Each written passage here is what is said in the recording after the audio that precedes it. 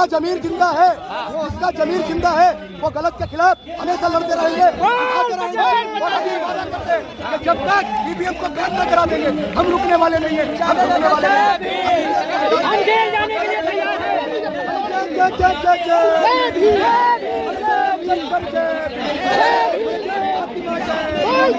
लश्कर भी तुम्हारा और सरदार भी तुम्हारा, तुम सच को झूठ लिख दो, अखबार भी तुम्हारा, वोट हमारा और ईवीएम तुम्हारा नहीं चलेगा।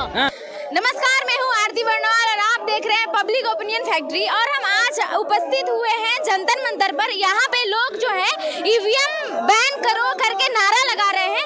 यहाँ पे हम जानते हैं लोगों से कि ये नारा ये लोग 2024 में ही क्यों लगा रहे हैं। और ये आज पूरा बहुत सारे लोग हैं, तमाम लोग हैं, आप देख सकते हैं, ये सारे लोग उपस्थित हैं यहाँ पे। हम इनसे बात करेंगे। नहीं होगा, जब हमारा अधिकार, कानून हमारा अधिकार छीन ले रहा है। कल चंडीगढ़ में कानून ने कितना अच्छा फायदा उठाया है, करा लो। कल चंडीगढ़ में कानून ने कितना अच्छा फायदा उठाया है। हम ऐसे चुनावों को रद्द करवाने की मांग करते हैं। और दूसरी बात, हम बाबा साहब के संविधान से हमें अधिकार, पर पंडित जी कोई सबूत तो नहीं है ना आप लोगों के पास ईवीएम में एक प्रत्याशी को तो खुद का वोट नहीं मिलता। गाँव में वोट के लिए जाते हैं, यहाँ 1000-900 वोट 1000 वोट पड़ जाते हैं। कितना सबूत के बेशर्मो, सुप्रीम कोर्ट गए हैं, इतना सबूत गए हैं, सुप्रीम कोर्ट गया हूँ, सबूत के नहीं गया हूँ। तो सुप्रीम कोर्ट ने वीवीपैट लगवा दिया ना, ये ईवीएम बैन जी बैन। आपने पिछली बार एक सवाल उठाया था कि 200 लोग या 20 लोग ईवीएम बंद कराओगे। आज देखिए, अपना कैमरा घुमाइए, तो ये लड़ाई देश की लड़ाई है और ये लोकतंत्र बचाने की लड़ाई है। हमारी लड़ाई किसी पार्टी की पार्टियों की लड़ाई क्यों नहीं बन रही है? लड़ाई क्यों? हम देश की आवाम है, हमें हमारे वोट का अधिकार, हम जो सही जगह देते हैं, हमें अपने वोट का पता होना चाहिए। हम अपने वोट की लूट नहीं होने देंगे, नहीं होने देंगे। आपने जो जिन्हें सांसद बनना है, जिन्हें विधायक बनना है, वो कहाँ है?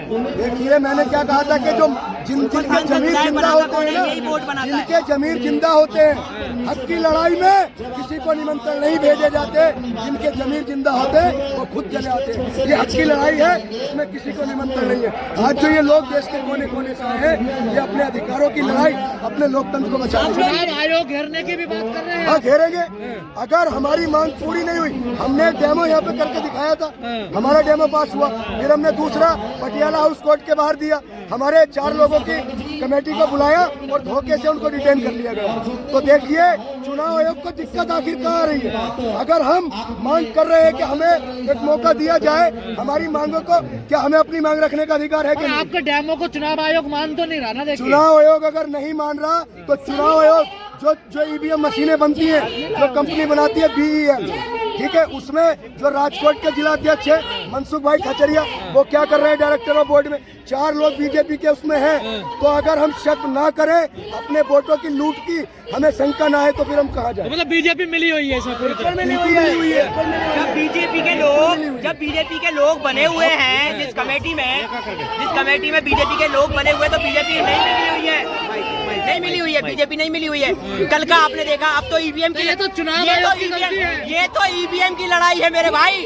अब तो ये सोचिए ना कि कलम की चोट से वोट मिटा दिए जा रहे हैं। कल क्या हुआ चंडीगढ़ में? कल क्या हुआ? मिटाधीश अपनी कलम से मिटा दे रहे हैं। कह रहे आपके 8 वोट रिजेक्ट हो गए। तो किया किसने? क्या वोट देने वाले मौजूद नहीं थे, या वोट दिए नहीं गए? क्या गलत आदमी ने वोट दे दिए? तो वोट रिजेक्ट क्यों है? कैसे हुआ? इसको भी ईवीएम से जोड़ कर देखिए, वो कहते हैं कि लश्कर भी तुम्हारा और सरदार भी तुम्हारा, तुम सच को झूठ लिख दो, अखबार भी तुम्हारा। किस तरीके से जो वो पीठासीन अधिकारी है, जो काउंटिंग अधिकारी है, उसने 8 वोटों को, यानी कि 25%। एक बात बताइए, जो बैलेट पेपर से जो जांच होती है, तो वो जो वोट खारिज होता है तो दोनों एजेंटों को दिखाया जाता है, लेकिन नहीं दिखाया गया। किस तरीके से लोकतंत्र का गला घोटा जा रहा है, ये पूरे देश के सामने। किसी की कोई भी जो लोकतंत्र को कुचलने का काम भारतीय जनता पार्टी और उसके मिले हुए लोग कर रहे हैं।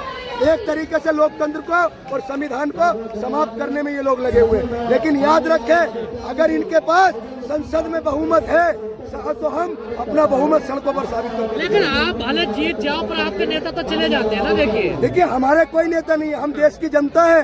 हम जो सवाल गलत के खिलाफ आज लड़ रहे, सरकार किसी की भी हो हम उसके खिलाफ लड़ते रहेंगे। हमें सही और गलत में अंतर नजर आना चाहिए। आप ईवीएम बैन की बात कर रहे हैं, समय बचा है तो चुनाव नजदीक है, देखिए क्या ईवीएम बैन हो पाएगी इतने समय में? देखिए ईवीएम बैन की जो मांग की गई है तो ईवीएम बैन हो सकती है, बैलेट पेपर से चुनाव हो सकता है। लेकिन सर एक बात बताइए, कुछ लोगों ने ये भी कहा, जो AES शर्मा जी है पूर्व अधिकारी है, उन्होंने ये कहा कि अगर ईवीएम बंद नहीं कर सकते तो कम से कम जो VVPAT में 2 पर्ची निकलती है, एक मतदाता को मिलनी चाहिए और एक डब्बे में गिरनी चाहिए, ताकि कल को अगर कोई संदेह होता है तो VVPAT का और EVM का मिलान किया जाए। तो ये इस याचिका को ये भी तो है ना, पर्ची कोई ले जा भी सकता है ना बाहर से जेब में रख के, ये भी तो दिक्कत है ना। 2 पर्चियों की मांग की है, एक मतदाता पे रहे और एक डब्बे में गिर जाए। अगर एक मतदाता देखेगा कि मैंने अपना वोट उसे दिया था, मेरा वोट उसे गया क्या नहीं गया। ये तो काम बढ़ा रहे हैं आप, सर समय काम ज्यादा लगेगा। तो सर अगर कोई सवाल है, लाखों लोग करोड़ों लोग आज देश के इसके खिलाफ है, तो ये देश का दुर्भाग्य है कि जनता की आवाज को नहीं सुना जा रहा। न चुनाव आयोग कोई जवाब दे रहा और न ही कोई संतुष्ट जवाब हमें मिल रहा है। अरे चुनाव आयोग जवाब नहीं दे रहा है। देखिए गांव-गांव में LED वाली वैन घूम रही है, बता रहा कितना अच्छा चुनाव होता है। देखिए सर हमने यहाँ भी एक डेमो किया और हम पटियाला हाउस कोर्ट पे कर रहे थे। अगर डर है, अगर इन्हें लगता है कि चुनाव आयोग निष्पक्ष तरीके से चुनाव करा रहा है, तो फिर देश के अवाम, जो देश के लोगों की मांग है, उसको एक बार क्यों पूरा नहीं करते? चुनाव आयोग हमारे ही नौकरी करता है, देश की जनता। ये मसला हल हो जाएगा 2024। देखिए अगर ये मसला हल नहीं होगा सर, तो हम चुनाव का EVM से चुनाव नहीं होने देंगे। मनमानी तरीके से काम कर रहा है, जनता ने बनाया ना चुनाव आयोग को, ना तो चुनाव आयोग ने जनता बनाया है। जनता ने कहाँ बनाया चुनाव? जनता क्यों नहीं बनाया है, कहीं नहीं बनाया है? सरकार करती है नहीं, जनता के अधिकार से हमको बनाया है ना, कहीं नहीं। जब हमको उसका तकलीफ है, जब जनता को तकलीफ है, तो भाई क्यों चुनाव करवा रहा है भाई EVM मशीन से?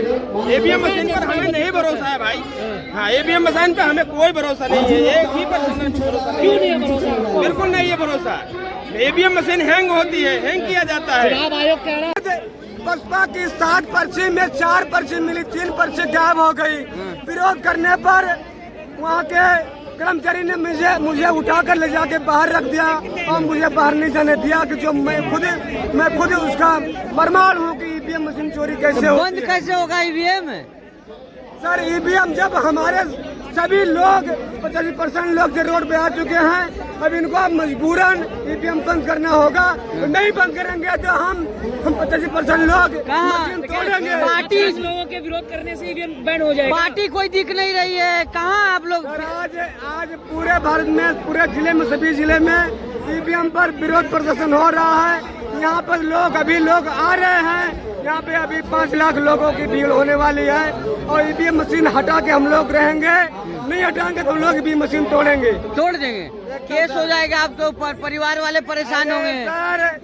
सर जिस तरह बाबा साहब ने मनुस्मृति चलाया था, उसी तरह हम लोग आधुनिक युग का मनुस्मृति EVM मशीन है। हम जेल भी जाएंगे, लाठी भी खाएंगे, लेकिन EVM मशीन तोड़ के रहेंगे और अपने बच्चों को भी हम बचा के रहेंगे। सुनेंगे आपकी बात को इतने लोगों की? सर उनको सुनना होगा, उनको मजबूरन झुकना होगा, उनको EVM मशीन हटाना होगा, नहीं तो 2024 में हम लोग पहले मशीन किसान तोड़ेंगे। पहलवान जवान सब बैठ चुके हैं, कुछ नहीं कर पाए। अरे सर अभी आपने देखा, अभी ड्राइवर लोग ने अभी सरकार को झुका दिया है। उससे बड़ा ये है, ये आंदोलन उनसे बड़ा है, उनको हमारी बात मानना होगा, सुनना होगा। चलिए, वोट हमारा और EVM तुम्हारा नहीं चलेगा। अहमदाबाद से आए। अहमदाबाद से आए, कहाँ? वहाँ सब तो सही चल रहा है, आप लोग कहाँ EVM मशीन चोर है? कौन कहता सही चल रहा है? कौन कहता है? चुनाव आयोग कह रहा सब सही है। चोरों का सरदार है ना। हाँ, EVM चोर है और चुनाव आयोग चोरों का सरदार है। सरदार है, सरदार है, निष्पक्ष है, ईमानदार है चुनाव आयोग। ईमानदार हुई तो इतनी संख्या काहे को खड़ी होती, इधर आती। अरे वहाँ तो मोदी जी सही चला रहे, फिर क्यों आ गए? मोदी जी घटिया चला रहे, क्या कहीं क्यों सही चला रहे? हाँ, वो तो घटिया चला रहे। तो चुनाव आयोग को भरोसा नहीं है? नहीं है। सुप्रीम कोर्ट ने 8 अक्टूबर 2013 को आदेश दिया है कि EVM मशीन में फेयर एंड ट्रांसपेरेंट चुनाव नहीं हो सकता, फिर भी वो लोग EVM से चुनाव कर रहे हैं। इसलिए हम बोलते हैं कि चुनाव आयोग चोरों का सरदार है। सरदार है। इधर आइए, इधर भाजपा के EVM में वोटों की चोरी और हेरा फेरी में कांग्रेस भी शामिल है क्या? कैसे? कांग्रेस 2004 और 2009 में हाँ। कांग्रेस ने चुनाव जीता हाँ। और 2014 में 2019 में भाजपा ने जीता। ये दोनों की म्यूचुअल अंडरस्टैंडिंग है 10-10 साल की और इस शायद अगले साल ये पूरे होने वाली म्यूचुअल अंडरस्टैंडिंग। इसीलिए कांग्रेस बोल नहीं रही है। हाँ, कांग्रेस इसीलिए नहीं बोल रही। कांग्रेस तो क्या कोई भी पॉलिटिकल पार्टी, अखिलेश नहीं बोल रहा है, छायावती नहीं बोल रही है, वो अखिलेश नहीं बोल रहा है, वो तेजस्वी नहीं बोल रहा है, वो स्टालिन नहीं बोल रहा है। कोई पॉलिटिकल पार्टी क्यों नहीं बोल रही? ईवीएम चोर है और चुनाव आयोग चोरों का सरदार है। ये बात पूरा अरे उनको ईवीएम पे भरोसा, उनको चुनाव आयोग पे भरोसा, इसलिए वो आ नहीं रहे हैं। नहीं, उनको एक बार ईवीएम ने जिताया है। हाँ। इनको एक बार ईवीएम ने जिताया है और ईडी आईडी में इन लोगों को दबा के रखा है। हाँ। तो आप लोग के आंदोलन से क्या लग रहा है, बंद हो जाएगा? हमारे आंदोलन से बंद नहीं हो जाएगा, बंद करना ही पड़ेगा। नहीं तो देश के हर एक कोने, गांव गली में ईवीएम टूटेगा और उनकी लाज, इज्जत, आबरू सब कुछ पानी पानी हो छोड़ देंगे ईवीएम। ईवीएम तोड़ नहीं देंगे। हाँ। अगर ईवीएम के साथ जो भी होगा उसको भी हम इसको दवा करेंगे। हाँ? हाँ, वो भी चुनाव आयोग का भी इलाज होगा। हाँ, चुनाव आयोग का भी इलाज होगा, क्योंकि चुनाव आयोग कोई खुदा नहीं है। हाँ। इतना जान जाओ, चुनाव आयोग ईमानदार है। आप ईवीएम तोड़ेंगे, ये जो प्रशासन है वो आपको तोड़ देगी। प्रशासन तोड़ेगी तब देखा जाएगा। पहले तो हम ईवीएम तोड़ेंगे, बाद में हमको तोड़ेगी देखा जाएगा। हम गोली खाने के लिए तैयार हैं। हाँ। तोड़ना तय है। की बात तो क्या है, गोली खाने के लिए भी तैयार है। अभी लगाओ। तोड़ना तय है। ईवीएम पे बिल्कुल भरोसा नहीं है। हाँ? ईवीएम पे भरोसा ही नहीं है। भरोसा बिल्कुल नहीं है। हाँ। बिल्कुल नहीं है। मोदी जी पे है ना? अरे वो तो एक नंबर का घटिया आदमी है। मोदी जी हाँ, ईमानदार है, गुजरात के ईमानदार ही। निकम्मा है। कौन कहता है बेईमान नहीं है? हाँ। अरे बेईमान है। काम के नाम पे 400 पार। नहीं नहीं, ये तो गलत बात है। ईवीएम की वजह से कर रहे हैं। ईवीएम की वजह से खेल हो रहा है। नरेंद्र मोदी के चुनाव क्षेत्र में 10 लाख वोटिंग था, 11,87,000 वोट निकले। कहाँ से ईमानदार है मोदी? हाँ। क्यों नहीं बोल रहे वो? मशीन चोर है मतलब? सब मिले हुए हैं। हाँ भाई, क्या लग रहा है, मशीन चोर है क्या? चोर है। हाँ?